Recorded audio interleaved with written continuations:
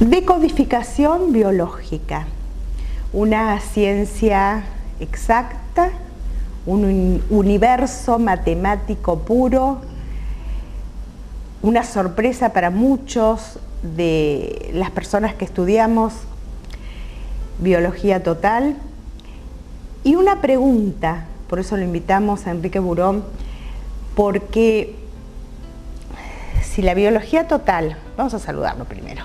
¿Qué tal? ¿Cómo estás? Gracias por venir. La pregunta sería, si la biología total es tan exacta, es tan concreta, ¿dónde entra la percepción? ¿Dónde entra este sentir desde el profundo de nuestro corazón o el permiso cósmico para ser sanado o no? ¿Qué pregunta? Todo el curso. Todo el curso. Pero antes de contestarlo, por eso te la tiré primero, antes de contestarla, explicarnos un poquito de qué se trata la biología total, porque la decodificación biológica, mejor dicho, para entender un poco esto que tenemos predestinado los seres humanos y las posibilidades que tenemos en este plano de salvarnos en todas las enfermedades. Bien, hay primero la biología total o decodificación biológica. Es una disciplina o una ciencia, a algunos no les gusta justamente, hoy hablábamos de eso, de la palabra ciencia para esto, sin embargo sí es una ciencia, yo estoy investigando mucho de manera científica todo, que permite descubrir la relación que hay entre cada patología, cada comportamiento y un estrés específico que haya vivido la persona para que eso se produzca. Una persona que no ha vivido un estrés de un tipo no puede disparar cierto tipo de enfermedades. Una persona que que tiene cierto tipo de enfermedades, podemos saber qué tipo de estrés ha vivido antes. Eso es lo muy global, lo muy global. Hay leyes muy específicas que nos permiten ubicar en el tiempo dónde están los estrés, cómo una enfermedad se desencadena, cómo se ha programado, cómo ha venido siendo recibida por el individuo desde su genealogía, cómo nosotros venimos respetando los rieles biológicos de nuestros padres. Comprendemos a partir de allí qué es lo que la gente interpreta como enfermedades contagiosas, que no es exactamente la enfermedad la que se contagia, sino la vivencia. Comprendemos cómo la enfermedad va a bajar siguiendo esos rieles específicos en cada familia, para que haya familias que tienen problemas que tienden a tener problemas de vista o problemas de oído. ¿Por qué sucede eso? No es porque hay genes defectuosos, eso no existe. De hecho, no hay ningún gen defectuoso. Lo que hay son genes que están respondiendo a situaciones particulares para que esas situaciones no nos afecten y no nos pongan en peligro de muerte. Ese es el resumen más sintético que puedo dar de esta disciplina. La otra pregunta era respecto a la parte espiritual, ¿no? Más que espiritual, sino la parte intuitiva. Sí. ¿Y por qué algunos tenemos permiso para encontrar esto y resolverlo, o nos permitimos entender la enfermedad desde que se dispara la primer célula de la enfermedad?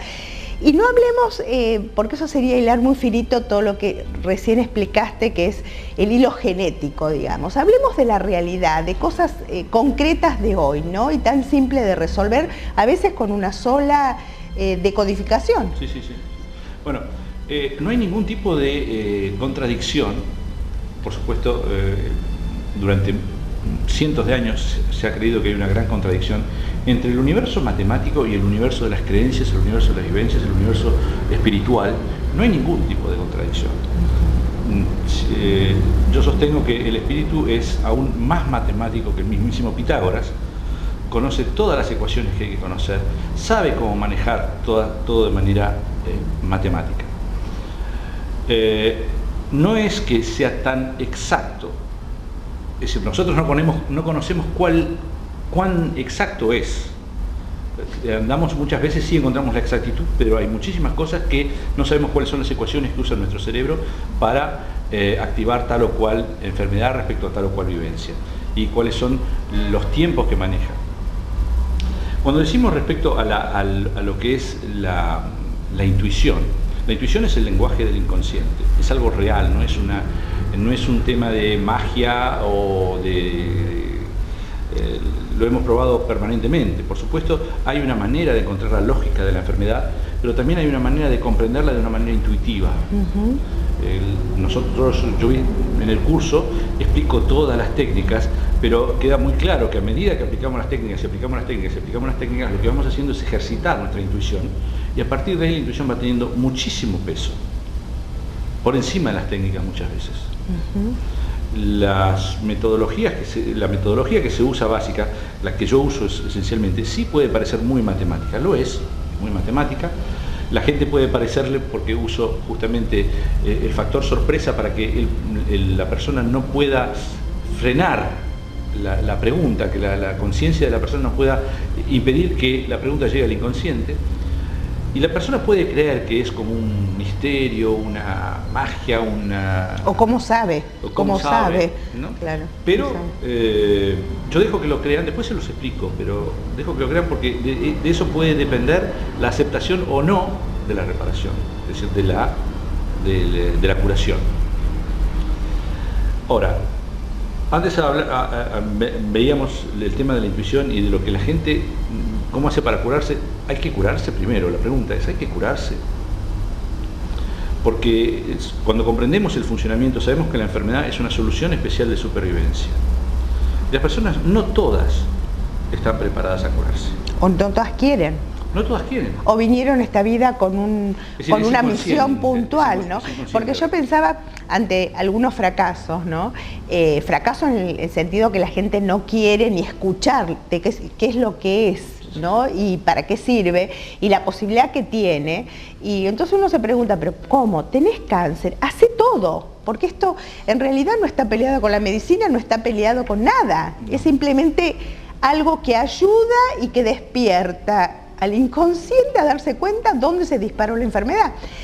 Pero qué bueno que es esto de no querer, por ejemplo, curarse.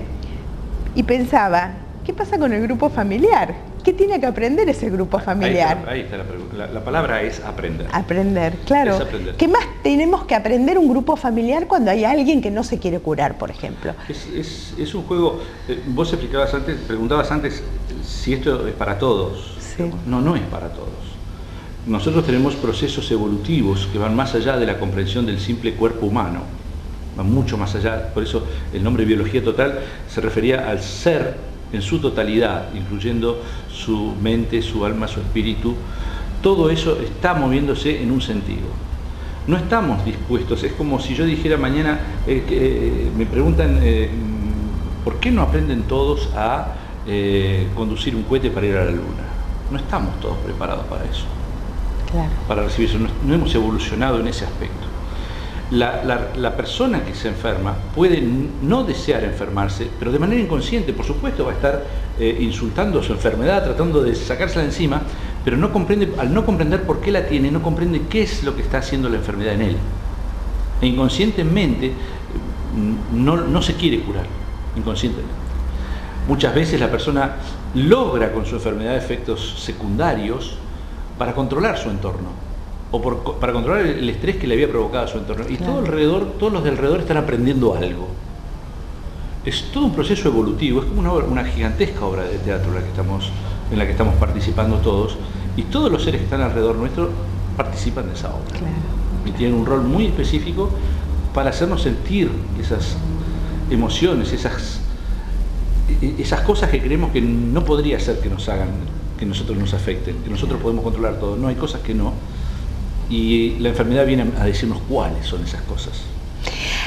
Vamos a hablar un poco de la parte genealogía. Vamos a irnos un poquito más atrás, a nuestros abuelos, a nuestros ancestros. Y hay algo que a mí me fascinó muchísimo y me encantaría poder algún día entenderlo más profundamente.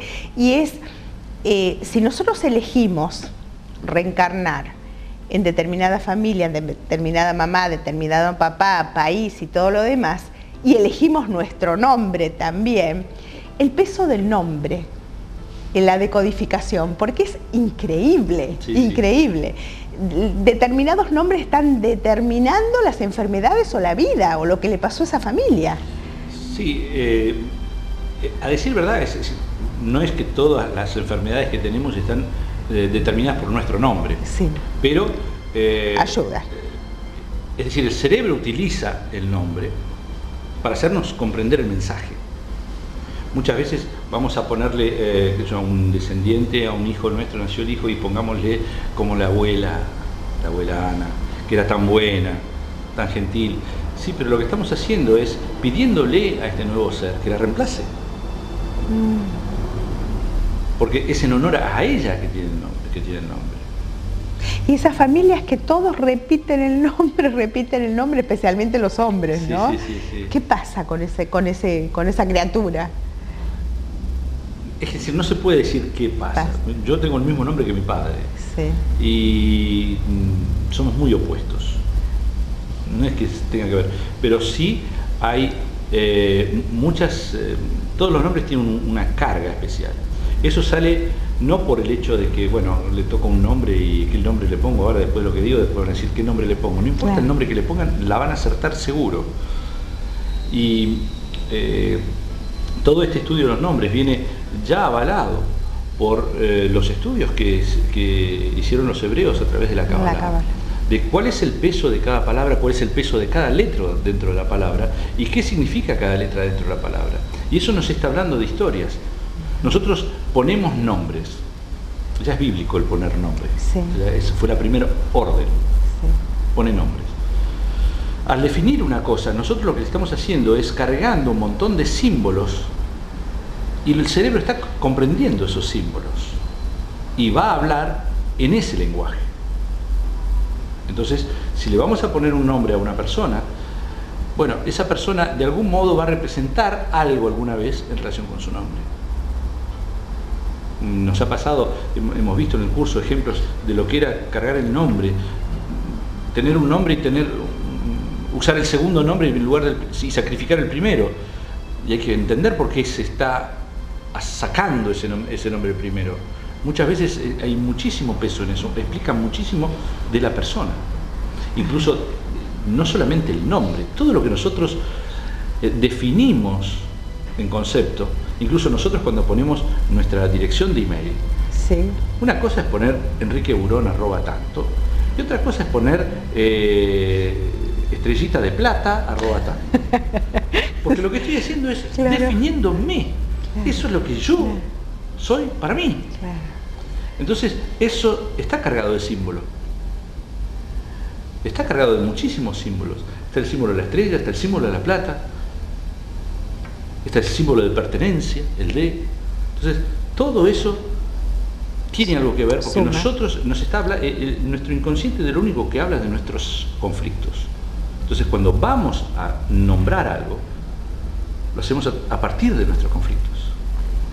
Cuando uno hace el curso, ¿no?, de decodificación biológica, y bueno, espontáneamente surge dentro del curso las enfermedades de todo el mundo y la impotencia, podía haber ayudado a tal o al otro y todo lo demás. Pero si lo manejamos desde un aprendizaje nuestro, para pescarnos y para prevenir enfermedades, ¿uno puede autodiagnosticarse o es muy complejo? No, primero defino la palabra diagnosticar. Sí. Yo no diagnostico a nadie. Sí. Viene con diagnóstico médico. Siempre se trabaja con diagnóstico médico.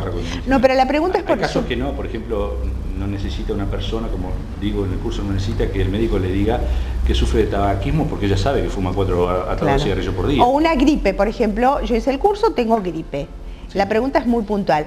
¿Puedo yo empezar a investigar qué pasó conmigo con la gripe? Sí, al principio va a costar un poco. Ajá. Porque hay un proceso en nuestro cerebro que se llama minimaxia esquizofrenia, que es un descubrimiento de Ron Hubbard, que hace que el cerebro nos impide conscientemente encontrar nuestros conflictos.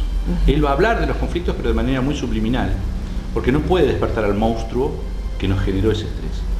Entonces, a medida que vamos teniendo práctica, podemos ir viendo cosas, estoy sintiendo esto, ¿Qué pasó en determinado, momento? Claro. Además, no hay un gran secreto. Yo, sin tratar de investigar nada, tengo la opción de biologizar esa vivencia o no. Simplemente, si digo lo que siento en el momento que lo siento, no se biologiza, no me enfermo. A ver, esta es la bomba. No. Este es el secreto. Hay otro, pero el otro es muy difícil. No, este es el secreto. Si uno expresa lo que siente en el momento que te sacude, en que te lo siente, cualquier conflicto, es decir, suponte que tengamos, y no hablemos de enfermedad, hablemos de un accidente. Sí. Hablemos que se cruza, estoy manejando, se cruza una moto y la levanto en el aire, por ejemplo. Lo que yo siento y percibo en ese momento y lo pesco, ¿lo puedo hablar? Lo tengo que decir. Ajá. Y así no me enfermo. Lo que pasa es que tendemos a no hablar de nuestras emociones, sobre todo los hombres.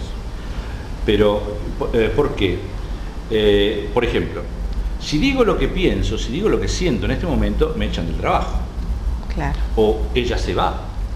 Ella me deja, o no veo más a mi hijo, esas son. Entonces, ¿qué hago? Negocio con una enfermedad. Y lo más increíble es que el resultado, al tener yo la enfermedad, va a solucionar aquel problema. Entonces, nos enfermamos porque muchas veces no queremos ver, expresar. Claro. Es decir, lo que yo siento y me lo guardo, queda en lo que la computadora se llamaría un archivo temporario esperando a ser llamado. Y se va a ser llamado en forma de medicina, de enfermedad. Ahora, qué duro, porque de alguna manera uno vive en una sociedad educado con una estructura de madre, de padre, de respetarlo al otro, y se va tragando cosas, ¿no? Sí. Y muchas cosas. Sí, pero ese es el juego del aprendizaje. Afortunadamente hay muchas personas que están tomando conciencia de este funcionamiento. Estamos en una etapa de transición, porque hasta ahora la enfermedad es una cosa, y para muchos sigue siéndolo, por supuesto, es una cosa que es un drama, es algo que puede ser mortal, es algo que puede ser, nos puede dejar paralizados, nos puede dar un gran problema en el cuerpo. Sin embargo, estamos empezando a comprender que esa enfermedad no es tan enemigo como creemos. Lo hemos visto permanentemente en el curso, cómo la gente va tomando conciencia de sus enfermedades y cómo ahora ya empieza a reírse un poquito de ellas. Por supuesto, no es simple. Por más que hagan el curso, muchos van a salir del curso y van a decir, me van a llamar Enrique, tengo cáncer de mama, ¿qué hago? No entendieron mucho. Entonces, porque hay que no es que no puedan tener cáncer de mama, pero no tienen que asustarse. Ahora, este es el punto, ¿no? Qué interesante, porque muchos médicos hacen el curso y lo que de alguna manera aprendemos es a no darle tanto poder a la palabra de la otra persona, a dudar un poquito, porque por más que uno se haga todos los análisis y dé la enfermedad y el diagnóstico, te den el tratamiento, espontáneamente yo tendría que aprender a dudar un poco y decir, bueno, esto está perfecto, yo sigo este tratamiento, pero debe haber otras cosas, y empezar a investigar, ¿no? Esa es la sensación mía, por lo menos cuando uno tiene una enfermedad difícil, yo no estoy esperando que el médico me diga, tenés 6 meses de vida, porque yo personalmente no le creo. El tema es el poder de la palabra, es gigantesco. Hemos creado el universo a partir de nuestras palabras, de nuestras definiciones. No quiero meterme en el tema del universo, es un poquito grandote, sí. Pero nosotros es con ello que nosotros vibramos, con esas palabras. Es la palabra del otro la que me enferma cuando me produce una vivencia que no puedo controlar. Un miedo violento que me dice el médico, tenés 6 meses de vida. Yo tuve 2 casos así que le dieron justamente 6 meses y duraron 6 días. Uno fue mi tía. Entonces, es muy violento cuando la persona recibe una palabra y la otra persona no sabe el estrés que está produciendo. Hay que ser muy, muy delicado en el momento de usar la palabra, porque es un arma terrible. Del mismo modo, es la mejor arma para curar. Claro, claro, claro. Claro. Por eso, qué interesante cómo todas las ciencias se unen en esta etapa, en esta decodificación biológica. Pero quiero que nos cuentes un poquito de dónde surgió, quiénes fueron los primeros que empezaron a investigar y surgió esto que ahora, gracias a Dios, está por todos lados, ¿no? Sí, bueno, el primero fue un médico alemán, el doctor Hammer, muy discutido, aún hoy es discutido. Yo no lo discuto, quizás puedo tener algunas discrepancias en cuanto a ciertas cosas que él dice, pero lo general de lo que él dice es la guía principal de lo que es la decodificación biológica, o también lo que él hace, que es la nueva medicina germánica. Luego él enseñó esto a varios médicos. Uno de ellos fue mi profesor, el doctor Claude Sabat, un médico francés. Y el doctor Claude Sabat había estudiado otras cosas en la universidad y siempre se quedó con eso de esto no alcanza, hay algo más. Y empezó a estudiar medicina china, medicina ayurveda, empezó a observar en la naturaleza el comportamiento de los seres vivientes y ver que ellos no se enfermaban de la misma manera que nosotros, pero se adaptaban de alguna manera, y veía que esas adaptaciones en algunos casos aparecían en los seres humanos y nosotros lo llamábamos enfermedades. El animal seguía viviendo y nosotros empezamos toda una carrera contrarreloj para tratar de curarnos de algo que en la naturaleza no produce la muerte. Entonces, el doctor Claude Sabat formó a muchísima gente, no podría decir cuántos, hubo varias ramas. Hay quizás alguna diferencia metodológica o alguna preferencia por usar una herramienta que la otra, pero todos confluyen en lo mismo, ¿no? Hay investigadores en varios lugares. No está para todos enseñar esto, hay que tener mucha práctica, porque ¿cómo podría decir? Saber lo que se sabe es muy lindo, pero enfrentar al paciente cada vez es un examen. Y solo se obtiene la maestría pasando muchísimos exámenes de ese tipo. Entonces, esa es una de las preocupaciones que hay. Pero, volviendo a tu pregunta, Claude Sabat enseñaba en países francófonos. Yo lo estudié en Canadá, directamente de él. También hice un par de veces el curso con él. También hice cursos con alumnos de él canadienses, porque siempre hay un enfoque que puede cambiar según la idiosincrasia. Y sé que hay otras ramas aparte, pero esta es la rama de la cual yo provengo. Después yo terminé de estudiar, atendí durante un tiempo en Canadá. Le dije a Claude Sabat que quería pasar el material al español y enseñar. Yo lo había inundado de testimonios a Claude Sabat, sabía que había trabajado mucho, que tenía muchísimas consultas encima, y me avala para que yo lo haga. Entonces traduzco el material y en 2007 empecé a enseñar acá en Argentina. Y ya finalizando la nota, algo que sucede, que surge, ¿no? Y es una base. Yo creo que las personas que se dedican a esto tienen que tener una base terapéutica, una base médica, una base cultural distinta, porque la intuición es muy interesante, lo que das de estudio es muy interesante, pero hay algo más. Y el algo más significa, por lo menos como estudiante, un contacto directo con un aprendizaje con la persona que te está pidiendo ayuda, sí, ¿no? Es un ir y venir de los dos, y esto es lo mágico, ¿no? Esto es lo hermoso, sí, el poder ayudarse mutuamente, tanto el enfermo como la persona que está ayudando al enfermo.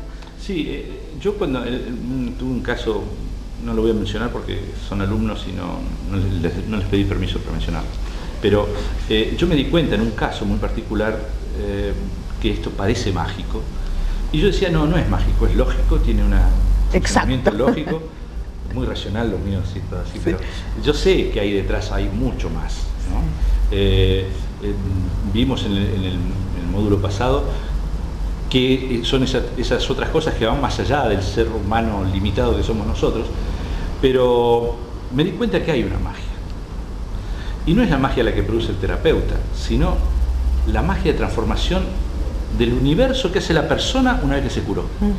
Cómo observa la persona el universo una vez que se curó. Es totalmente diferente.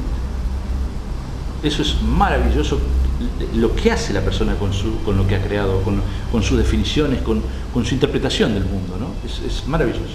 Qué lindo. Gracias, gracias por estar y gracias por enseñarnos que la parte parte absolutamente de la entrega y del amor. Absolutamente. Y si uno elige este camino, es un camino de muchísimas satisfacciones.